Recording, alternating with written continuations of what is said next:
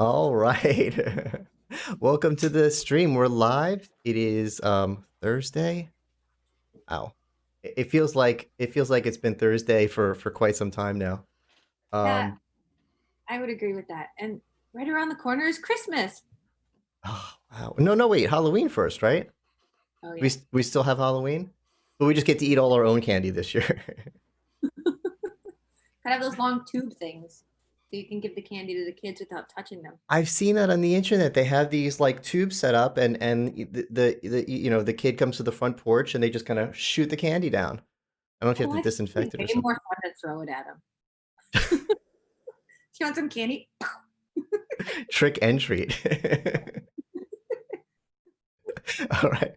Well, we have let's get our guest here. Our poor guest is sitting here listening to us talk about Halloween. I love Halloween though. But anyway, let's welcome Josh.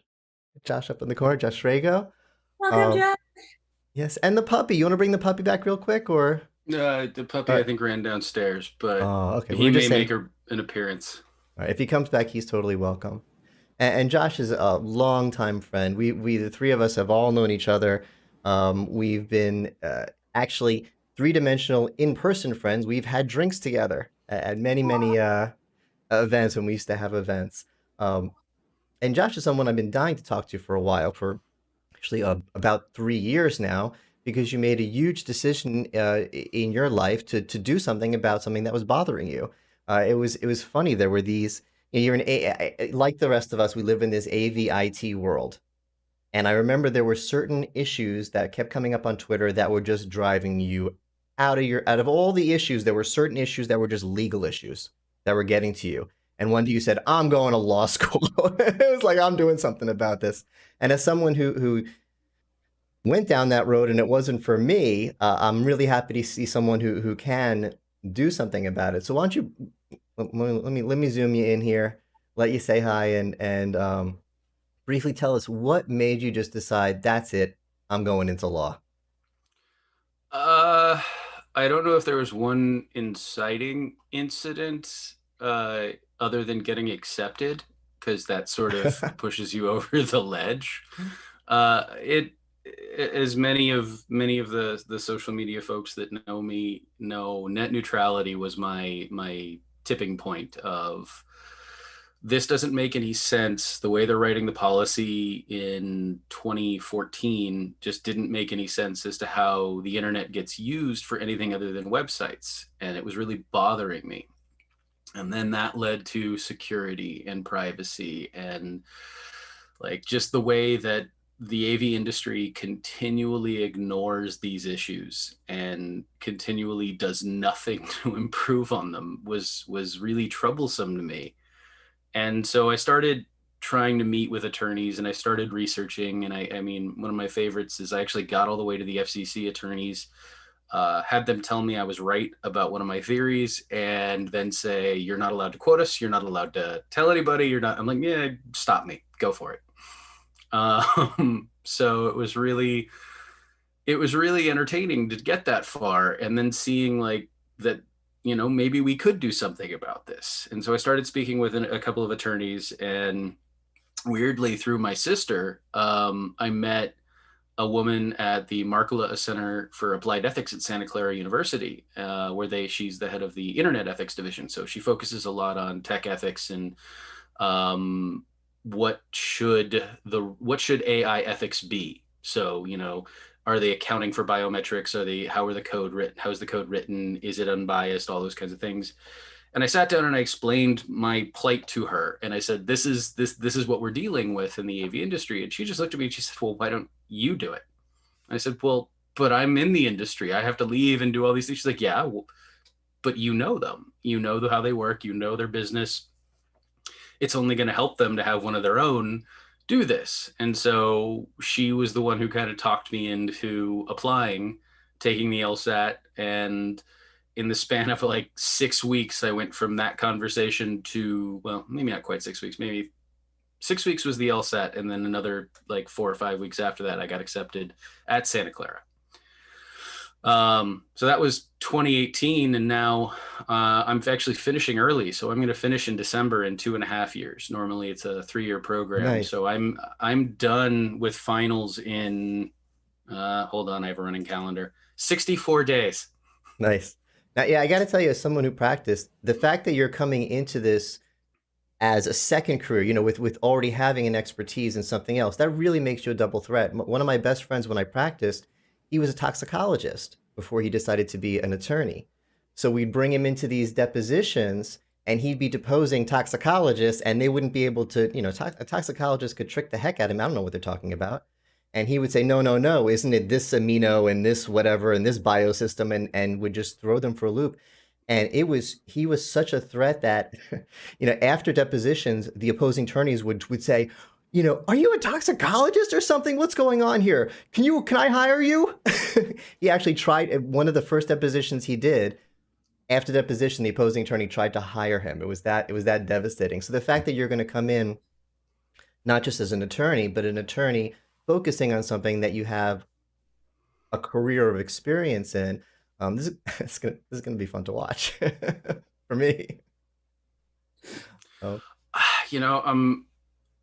The thing is, even in the 2.5 years I've been gone, um, I don't know that the industry has welcomed the views that I have a tendency to put out there.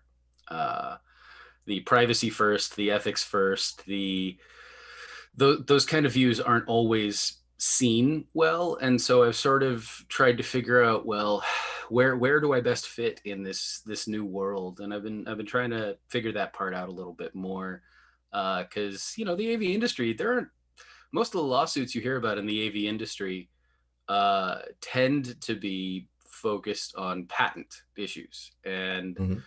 weirdly, I'm not qualified to be a patent attorney, just on the way that the whole patent attorney thing is set up. So that's not really an area that I fit into. I know I've helped with contract issues, and I've helped explain some of the things that we're facing in the contract world, particularly like indemnification and security, and making sure that the industry itself is well protected as it starts to provide third-party services that are tracking and monitoring data and what happens in data breaches. And I mean, I've talked about that for years, but it we have this ethical quandary that we're dealing with now, and the AV industry is sort of on the edge of it, where how invasive is the tech going to get but still treat people like people? And that's where I'm sort of trying to find my little niche is in there, because I can sit between the lawyers and the engineers and say, okay, well, that's not how that actually works. You're lying to the lawyers because you want your product built. And I can sit with the lawyers and I can go, stop being a dick. So can you give us, Josh, can you give us an example of the evasiveness piece that you just mentioned for people like me that are slow? Okay, so a perfect example of this is when COVID hit, we started doing all these temperature sensors. And Mm. so the idea was, with a temperature sensor, you can put a camera up or you can put some other device up that you put in front of people and you check their temperature when you go in.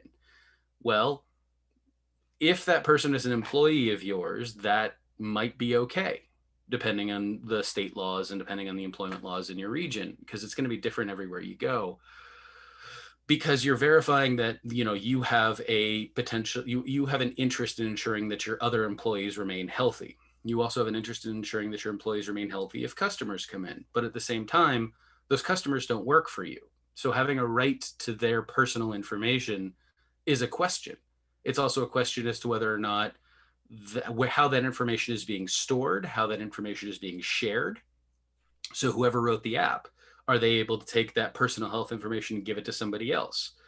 So is that somebody else a healthcare provider or an insurer of some kind that can then utilize that information maliciously against them to deny them coverage in some way? For, if, let's say, in extreme circumstances, let's say that they were providing, let's say that this person was signing up for a new insurance because they lost their job and they had to go to, say, the federal healthcare. So would they be denied because an insurer now has a record of them having a pre-existing condition of being ill at this point in time? Oh my God. Yeah, it's that kind of, it's that absurdity of, but it's when data collection is so pervasive, it can get to that point, and people, tell me to put on my tinfoil hat and say I'm being paranoid, but at the same But time, it's like, but you're not answering my question that this can't happen, and it and definitely that's what can I want to work happen. on. You know, it's Yeah, it's it's not just that we have the devices that collect the data, it's the people standing, at the door of Walmart taking the temperatures, but the fact that they're all connected, it's all connected via the apps and the internet. It's not just that, s- you know, it's not just that you got that I have a safe temperature today at 2 o'clock. You know that I was at Walmart at 2 o'clock, and you know where I was an hour before that. You know what you're tracking me. And I personally might not have an issue with that because I don't go anywhere. But just the fact that just the David? fact that I have nothing to hide doesn't mean that I don't have a right to privacy. And there's oh boy, there's so much here. One thing I'm thinking of is, you're saying how you're not exactly sure where you're going to go, but that's one of the reasons I became a lawyer in the first place, and it really opens doors. I was an undergrad, and I was trying to decide what major. I was that lost. I was so lost. I didn't even know my undergrad major. And a friend of mine was going to go to law school. I'm like, you want to be a lawyer? And he's like, well, I'm not sure. I'm like, why are you going to law school? And he goes, because I'm indecisive and I don't know what I want to do. And I was in Illinois at the time. I went to undergrad in Illinois. In the state of Illinois, if you want to sell real estate, you can be a licensed real estate dealer or a lawyer. If you want to handle divorces, you could be a licensed divorce mediator or a lawyer. If you want to sell stocks, you could be a licensed. He's like, I don't want to go to all those different things. I might want to do one of those things. I'm going to be a lawyer and I could do anything. And you really will be able to do a lot of things. I agree with you that I mean, you could do anything. If you want to litigate, you can litigate, but I don't see you based on your interests, your passions, the things that we've talked about, the things that we've talked about over drinks, the things that we tweeted about, as a litigator over patent stuff. I agree. I think one huge thing, you could do whatever you want, but one huge value you could provide is in policy, because we have politicians that are making policy based on what they think is good without understanding AV and IT at all. And we have an AV/IT community that understands AV and IT but doesn't understand the law and doesn't know how to communicate with our legislators. Hey, this, I mean, all that stuff that was going on with those laws that no one understood, where all of a sudden all our newsletter lists have to have all these things and clicks and extra buttons on them. We were like, we'll comply, but what's going on here? And the people that were making the laws, are they the ones that were sending out the newsletters? Did they understand? We need someone in the middle like that. So, That's and you, Josh? well, I'm happy to. Hey, if I can profit off of both sides, I'm more than happy to do so. Law school's expensive, I'm still paying for and mine. yeah, I mean, and David's got an extremely valid point. Like California is, I know a lot of people complain about California in terms of its policy making because it has a tendency to legislate a lot. Um, we're going through that fight right now with privacy because California passed one of the most broad privacy laws on the books with the California Consumer Privacy Act, which I think might be the law you're referring to in regards to all the buttons, because you have to give all the opt-outs and the amount of consent that's required based on who's covered and who's not, and how that works. But at the same time, we just got that law into effect in July, and there's a group that got a referendum on this November ballot to say, oh, we're going to repeal that and we're going to put this other thing in its place that's essentially the same thing. Only because it's a referendum, the legislature can't fix the problems with it. So we're going to do this. We're going to do privacy this way so that the legislature can't screw with it. And it's kind of like, but this is bad. This is really bad. That And sounds that's, confusing. it's terrible. It's god awful. It's a nightmare. And it's the law that they want to put in is incomprehensible. So, but we're dealing with that kind of stuff all the time. And to your point, that was a big part of why I wanted to make the shift was to help be a voice, and help change that and help make that better. What I've since come to find is that as much as we see the world of politics from the news and from media in varying forms, even entertainment media, as to like the backroom dealings, it's so much worse. Oh yeah, And trying to get anything done, seeing how the I've sausage is made, right? it's So Sounds bad. it's so bad. And so this is where I start to ask myself, well, would I be better served finding a product counsel job or a compliance and privacy job with a company where I could establish standards and treat those as industry standards? So working for a company that does things like that. So I haven't closed off any avenues yet. For myself personally, I still see uh, I still believe that tech isn't the answer to every problem. I still believe that you should always ask the question, just because I can doesn't mean I should. Agreed. And but I may be in the minority in that, especially right now, because tech is so important to our lives in terms of communications, in terms of access to services, and a lot of people, especially in the last 6 8 months, have been more willing to give up their privacy, give up their information, give up things that they've held dear because of fear, because of lack of access, because it is their only option in some cases, Yeah. and I that's mean, assuming that they have that option. going back to what we talked about before with the temperature tracing, a year ago, if you told me you wanted to do that to me, I'd be like, I don't like that idea. Now I'm like, you know what? Take my temperature, put it in a database, let the world know where I am. I don't care. Just don't let me get sick. I'm on that side of, and there's no right or wrong on here, or maybe there is, and maybe I'm wrong, but I'm personally more scared of getting sick than I am of my freedom. And that sounds terrible to say. Freedom is like, the thing, right? But yeah, take my temperature. It's okay. But that's my personal feeling, and in this country, that can't be policy. So it's really going to be tough to navigate. Now, I want to kind of wrap up, but I want to circle back to the thing that we got started with, and I want to bring Kelly into it. We started with net neutrality, and I remember we had these debates on Twitter about not really debates. I kind of agreed with you on everything on net neutrality. Um, but Kelly, as someone who hasn't been in the discussion on net neutrality, I'm going to give you my understanding of it. I want your thoughts, and then I want Josh to set us straight. So my understanding of net neutrality is right now I have AT&T is my broadband. They're my internet. So this call is going through AT&T. We're in a Zoom call. It's going through AT&T, and I'm streaming through YouTube on AT&T. And AT&T has to treat my Zoom call the same way they treat my Blue Jeans call, the way they treat my Skype call, the way they treat my WebEx call. Everything has to be the same, and we like that. And they want to get rid of that, and they want to say, well, it's AT&T is a private company. They should be able to do whatever they want with their internet, right? This is freedom. So let's say AT&T wants to have their own Zoom, and they want to make it so that AT&T's video conferencing gives you 1080p and gets a lot of bandwidth, and they throttle everything else. So all of a sudden, your Blue Jeans calls and your Zoom calls and your WebEx calls are bad calls.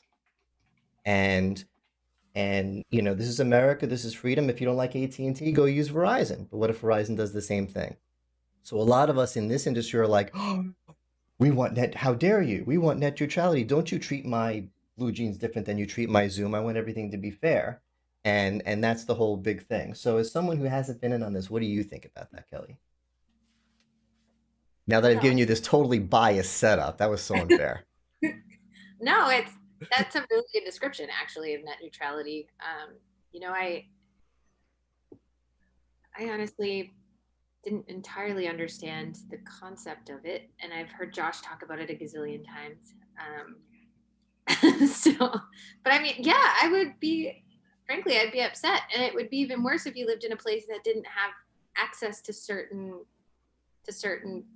whether it was Verizon or AT&T or Comcast or whomever, I mean, I feel like you should be at least treated equally, and that raises the points of like, now that like kids are doing like hybrid and distance learning, that they should have access to the same type of broadband as students across town.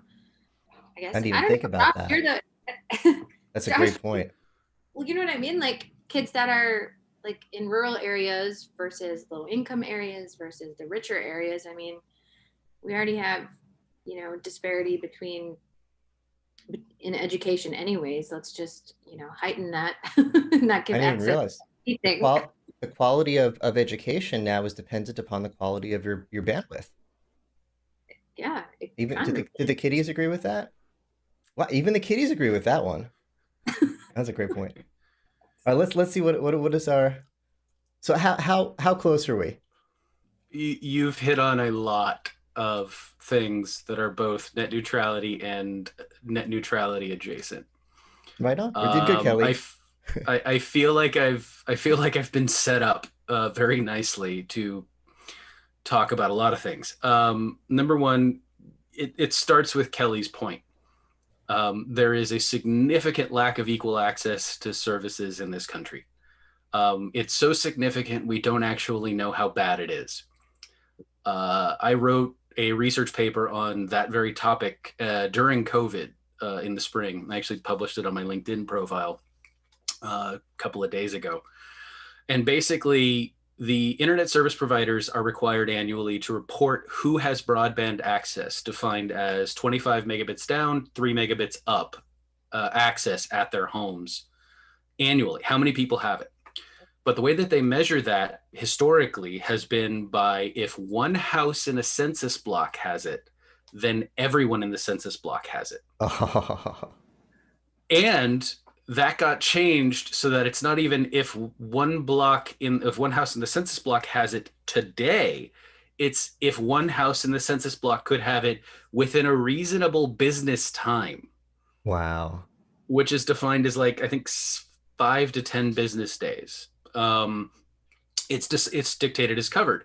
So according to the FCC, there's only 16 million people or something like that without broadband access. According to Microsoft, according to other people, other groups, other associations, it's as high as 42 or 60 million. Wow.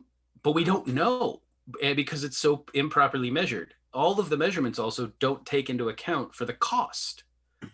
It also doesn't take into account, and there's a wonderful study out of USC that was done, the University of Southern California, by their journalism school that showed a disparity between like East LA having access to fiber networks from I think it was AT&T and Glendale, which is a nearby affluent community just outside of LA.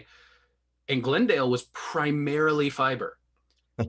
East LA was nothing, and they showed this transition over years, and it's because and to this extent, I kind of also get the business argument is if they believe that there's not a return on investment for putting the networks in, then they're not going to put the networks in, and that's a completely justifiable business reason, but it also is counterintuitive to the purpose of what the internet is now. The internet is our telephone.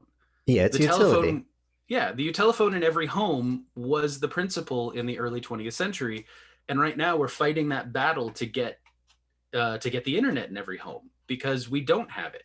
People it's like water and electricity. It just has to be in every home.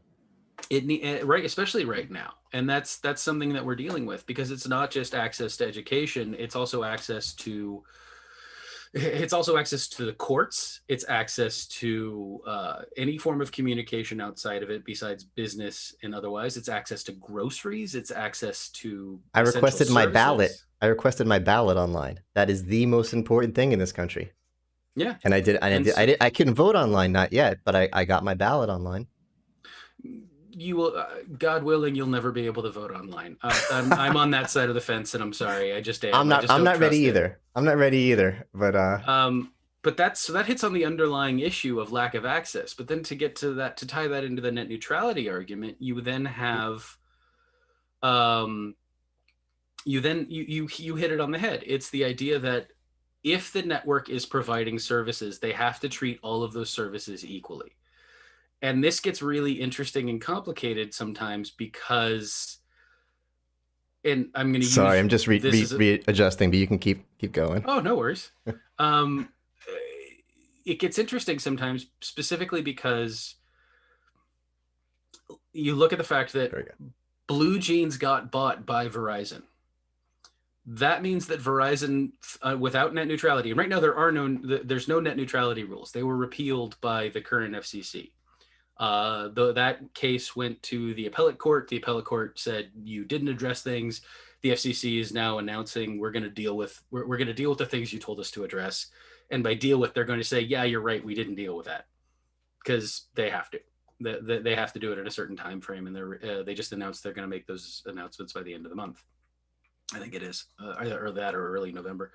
But Verizon owns Blue Jeans. So in an area where Verizon is the primary internet service provider, and due to the way that the internet service providers have distributed themselves, there's very little competition between major internet service providers.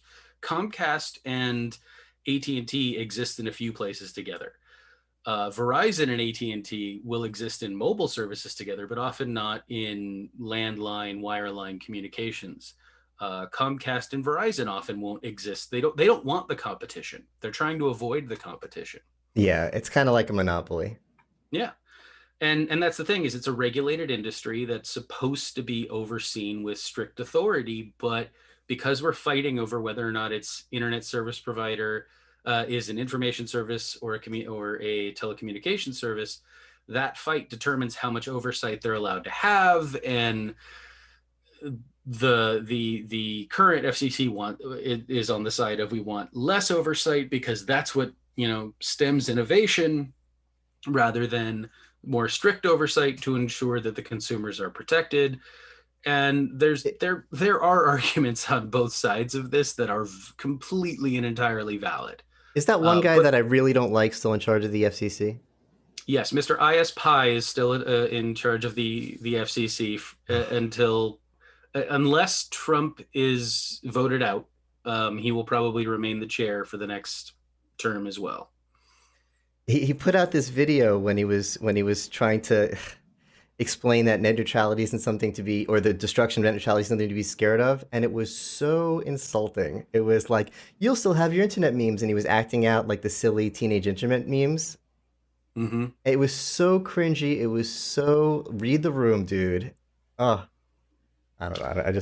I got issues with that dude.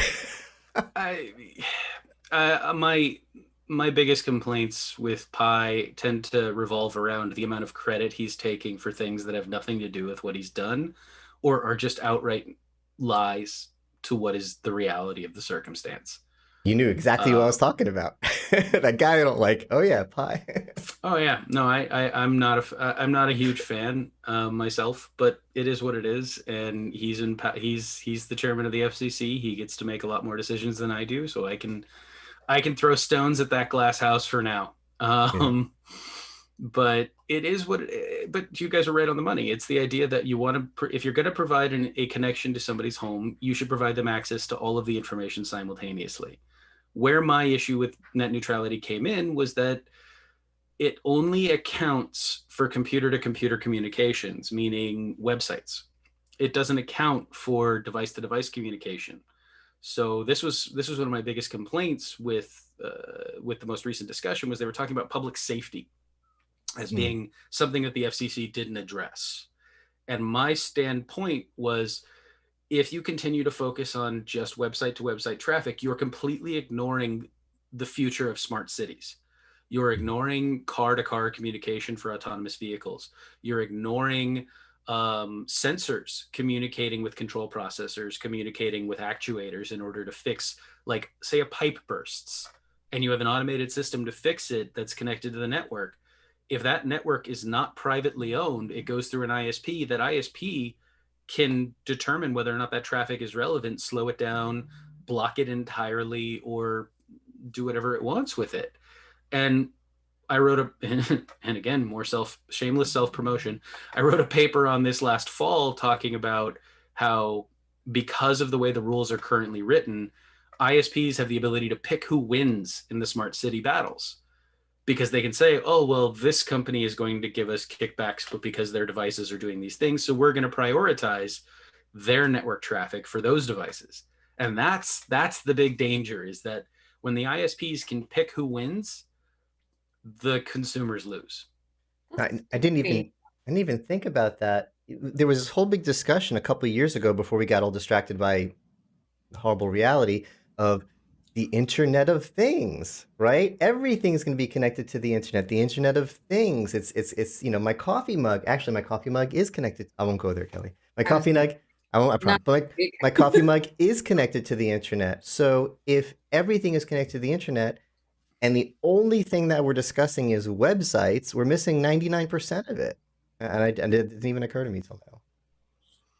That's amazing. So, yeah, this is the kind of stuff that I spend my days dealing with. And then, I turn on Twitter and the horrible reality of the world gets in the way of me doing my real work.